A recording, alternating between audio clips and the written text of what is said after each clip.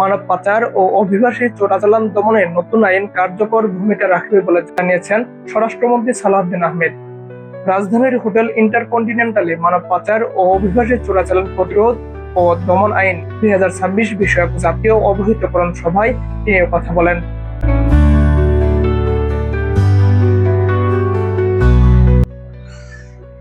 স্বরাষ্ট্রমন্ত্রী বলেন, প্রযুক্তি ও ডিজিটাল প্ল্যাটফর্মের অপব্যবহার করে পরিচালিত সংঘবদ্ধ অপরাধ দমনে নতুন আইনটি আরও কঠোর ও যুগোপযোগী। এতে মানব পাচার ও অভিবাসী চোরাচালানকে পৃথক অপরাধ হিসেবে সংজ্ঞায়িত করা হয়েছে।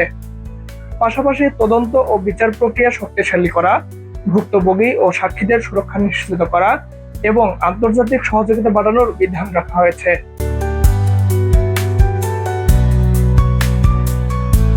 তিনি আরো বলেন, আইনটির সফল বাস্তবায়নে সরকারি প্রতিষ্ঠান, আইন শৃঙ্খলা রক্ষাকারী বাহিনী, বিচার বিভাগ, উন্নয়ন সহযোগী ও নাগরিক সমাজের সমন্বিত উদ্যোগের প্রয়োজন।